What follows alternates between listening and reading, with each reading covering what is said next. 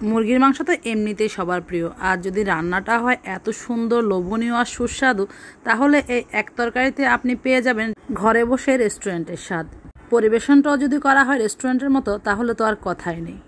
অনেককেই বলতে শুনি যে মুরগির মাংস রান্না করলে ঠিকঠাক মজা হয় না, সব মশলা দেই তারপরেও মজা হয় না। তাদেরকে বলবো এই রেসিপিটা ফলো করে একবার রান্না করে দেখবেন, যারাই খাবে আঙ্গুল চেটে পুটে খাবে। আজকের মাংসের গ্রেভিটা এত সুস্বাদু হয়েছে, আমি আপনাদেরকে বলে বোঝাতে পারবো না। স্বাদটা পেতে হলে অবশ্যই রেসিপিটা দেখে একবার ট্রাই করতে হবে। মুরগিটা আগের দিন এনে রেখেছিলাম, ফ্রিজ থেকে বের করে মুরগিটা কেটে পরিষ্কার করে নিয়েছি। এখন রান্না বসিয়ে দিচ্ছি। প্রথমে সরিষার তেল গরম করে নিয়েছি। যেহেতু এই মুরগিতে এমনি অনেক বেশি তেল থাকে, তাই আমি তেলের পরিমাণটা একটু কম দিয়েছি। অতিরিক্ত তেল দিলে পরবর্তীতে আর খাওয়া যাবে না, সেজন্য একটু মিডিয়াম আঁচে আমাদেরকে মশলাটা কষাতে হবে। তেল গরম করে প্রথমে আমি শুকনো মশলাগুলো দিয়েছি, দারচিনি 2 টুকরো, তেজপাতা 1টা, বাকি মশলাগুলো আমি গুঁড়োই দিব। এখন আমি পেঁয়াজটা আর আদা রসুনটা দিয়ে কিছুক্ষণ ভেজে নিয়েছি। একদম পেঁয়াজটা যখন নরম হয়ে এসেছে সে পর্যায়ে আমি 3টা টমেটো দিয়ে দিয়েছি কেটে। টমেটো দিলে গ্রেভিটা ঘন হবে, তবে এই নর্মাল পাত্রে রান্না করার কারণে একটু লেগে যাওয়ার সম্ভাবনা আছে, তাই চুলার সামনে থেকে একদমই নড়া যাবে না। আর যেন শুকনা মশলা দিলে পুড়ে না যায়, সেজন্য সামান্য একটু পানি দিয়ে মশলাটাকে ফুটিয়ে নিয়েছি। এখন আমি দিয়ে দিচ্ছি গুঁড়া মশলাগুলো। প্রথমে দিয়েছি জিরার গুঁড়া, ধনিয়ার গুঁড়া 1 চামচ করে, তারপরে দিয়েছি 2 চামচ লাল মরিচের গুঁড়া, এরপরে 1 চামচ দিয়েছি হলুদের গুঁড়া। হলুদের গুঁড়াটা কিন্তু অতিরিক্ত দেয়া যাবে না, এটা কালার সুন্দরের জন্য দিব, কিন্তু অতিরিক্ত দিলে আবার তিতা হয়ে যাবে, সে কারণে দিলাম না। সব মশলাগুলো আমি ভালো করে মিশিয়ে নিয়ে তারপরে সবশেষে দিয়ে দিয়েছি মাংসের মশলা। এটা হোমমেড মাংসের মশলা, আপনারা যে কোনো মাংসের মশলাই ব্যবহার করতে পারেন, অথবা আপনারা নিজেরা তৈরি করেও দিতে পারেন। আর কারো যদি মাংসের মশলা রেসিপিটা লাগে আমাকে কমেন্ট করবেন, আমি পরবর্তীতে মাংসের মশলাটা যখন করব আপনাদেরকে অবশ্যই রেসিপিটা দিয়ে দিব। মশলাটা খুব ভালো করে ভেজে নিয়েছি। এ পর্যায়ে আমি দিয়ে দিয়েছি বাটার মিল্ক। মিল্কের মধ্যে আমি কিছুটা লেবু চিপে দিয়ে বাটার মিল্ক ঘরে বানিয়ে নিয়েছি, সেটা দিয়ে ভালো করে মশলাটা ফুটিয়ে নিয়েছি। এরপর আমি দিয়েছি ধুয়ে রাখা মাংসগুলো। এখানে 2 কেজির চেয়ে বেশি এই মুরগিটা ছিল, এ কারণে আমাকে এই হাঁড়িতে রান্না করতে হয়েছে।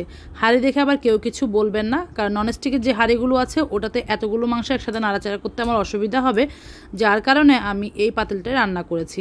আর কক্সবাজারের ওয়েদারটা হচ্ছে লবণাক্ত, যার কারণে সিলভারের কোনো পাতিল ইউজ করে এখানে শান্তি নেই, এগুলো নষ্ট হয়ে যায়। এই পাতিলটা একদমই নতুন, আমি এটাতে খুব একটা রান্নাবান্না করি না, জাস্ট এটা রেখে দিয়েছি। আর এরকম উপর থেকে চামড়াগুলো উঠে উঠে এরকম ডিসকালার হয়ে গিয়েছে। রেসিপি শেয়ার করছি, এই কথাগুলো না বললেও চলতো, কিন্তু অনেকেই বিষয়টাকে খারাপভাবে দেখেন, তাই আমি বিষয়টা ক্লিয়ার করে বলে দিলাম আপনাদের কাছে।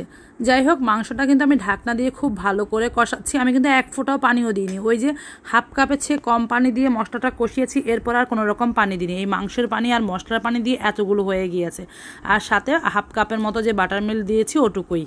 প্রায় 1 ঘন্টা পর্যন্ত আমি ওই একই পানিতে মাংসটা কষিয়েছি। আমি আজকে যেহেতু প্রেশার কুকারে দিচ্ছি না, চুলাতেই রান্না করছি হাঁড়িতে, সে কারণে অনেক সময় নিয়ে আমাকে এটা রান্না করতে হচ্ছে। তো পানি শুকাচ্ছিল না দেখে আমি আগুনটা বাড়িয়ে দিয়ে পানিটা কিছুটা কমিয়ে নিয়েছি, আর এরপরে আমি গরম পানি দিয়ে দিয়েছি কিছুটা। পানি কতটুকু দিতে হবে এটা আপনি কিন্তু রান্না করতে করতেই বুঝবেন। আপনার মুরগিটা যদি হয় কম বয়স্ক বা কম শক্ত, দেখবেন পানি কম দিলে সিদ্ধ হয়ে যাচ্ছে। আর যদি এটা অনেক বেশি হার্ড হয়, সেক্ষেত্রে গরম পানি দিয়ে আপনাকে এটা সিদ্ধ করতে হবে। তো আমি 3টা কাঁচামরিচ একটু গোড়ার অংশটা ভেঙে দিয়ে তারপরে দিয়ে দিয়েছি। এরপরে আরও প্রায় 30-40 মিনিটের মধ্যে এটাকে সিদ্ধ করেছি। মশলাটা একদম ঘন হয়ে এসেছে, মাংসটা মোটামুটি সিদ্ধ হয়ে গিয়েছে একেবারে। সে পর্যায়ে আমি 1 চামচের মতো ভাজা জিরার গুঁড়া দিয়ে দিয়েছি। জিরাটা আমি টেলে নিয়ে তারপরে গুঁড়ো করে উপর থেকে ছড়িয়ে দিয়েছি, এতে করে মাংসে একটা শাহি শাহি ফ্লেভার অ্যাড হয়েছে। আর উপরে গার্নিশিংয়ের জন্য একটু ধনিয়া পাতা দিয়ে দিয়েছি, এটা একদমই অপশনাল, দেখার সৌন্দর্যের জন্য দিয়েছি কিন্তু।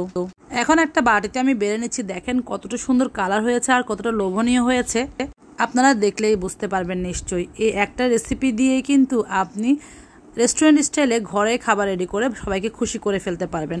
যেমন আমি এই মাংসটা রান্না করেছি বলে বাচ্চাদেরও আজকে ছুটি, তো তাদের জন্য আমি পোলাও রান্না করেছি। রেস্টুরেন্টে যদি শুধুমাত্র এই মাংস আর পোলাও খেতে যান, তাতেও কিন্তু আপনাকে 1000 টাকার উপরে গুনতে হবে। সেখানে অল্প খরচে আপনি ঘরেই কিন্তু রেস্টুরেন্ট স্টাইলে খাবার পরিবেশন করতে পারবেন। সত্যি বলতে অনেক বেশি মজা ছিল এই খাবারটা। মাংসের ঝোল আর গ্রেভি যেটাই বলেন, এটা দিয়েই ভাত মাখিয়ে খেয়ে নেওয়া যাচ্ছিল অনেকটাই, মাংস না হলেও চলছিল। যেহেতু তাদেরকে বলেছি আজকে সুন্দর করে রেস্টুরেন্ট খাওয়াবো, তাই একদম প্লেটিং করে নিচ্ছি সুন্দর করে, দেখতেই পাচ্ছেন।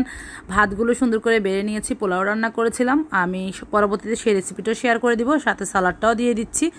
আমার আজকের রেসিপিটা আপনাদের কাছে কেমন লেগেছে অবশ্যই জানাতে ভুলবেন না। সবাই ভালো থাকবেন, টাটা, আল্লাহ হাফেজ, আসসালামু আলাইকুম।